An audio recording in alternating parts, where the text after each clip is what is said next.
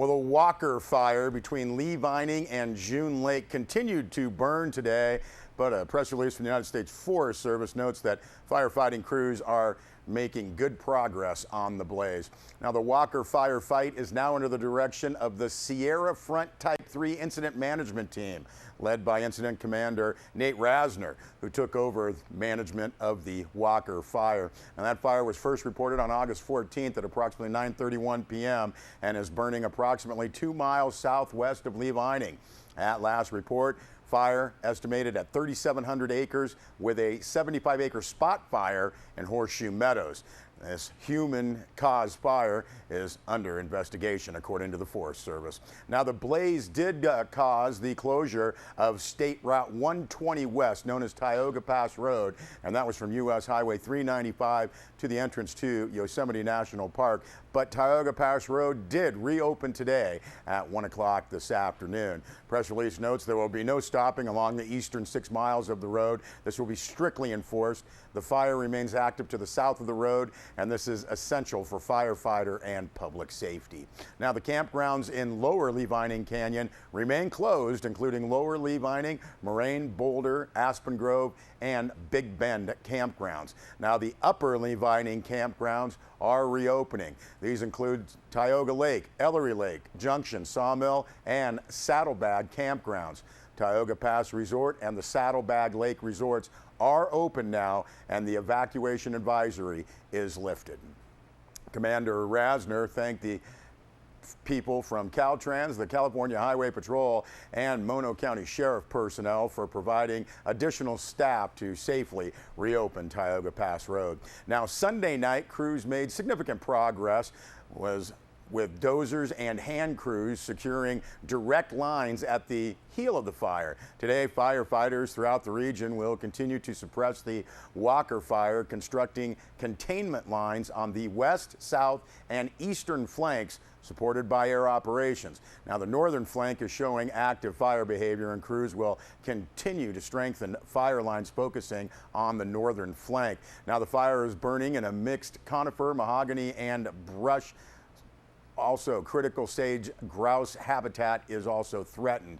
Visitors and residents should expect to see smoke from the June Lake and Lee Vining areas, as well as along Highway 395. Now, the Lee Vining area is becoming a center of the fire operations, and it is suggested that visitors avoid this area. No structures have been lost, though the U.S. Forest Service is reporting 235 are threatened. Estimated containment is this Sunday.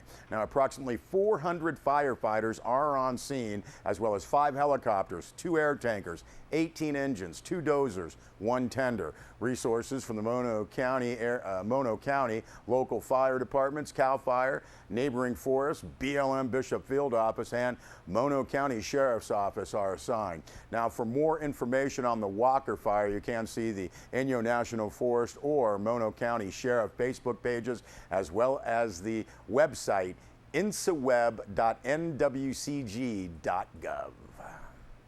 And coincidentally, the American Red Cross giving us information that it is seeking volunteers that could assist with shelter operations in the event of a major emergency in Inyo or Mono County. Now, they will be providing a series of emergency shelter trainings and welcome the public to attend them all or choose the ones that will suit your needs. Now, all of the trainings will be held at the Mono County Social Services Conference Room on Old Mammoth Road. You can see the list of trainings on sierrawave.net. You can also RSVP and get more information from Mono County Social Services, 760-924-1770.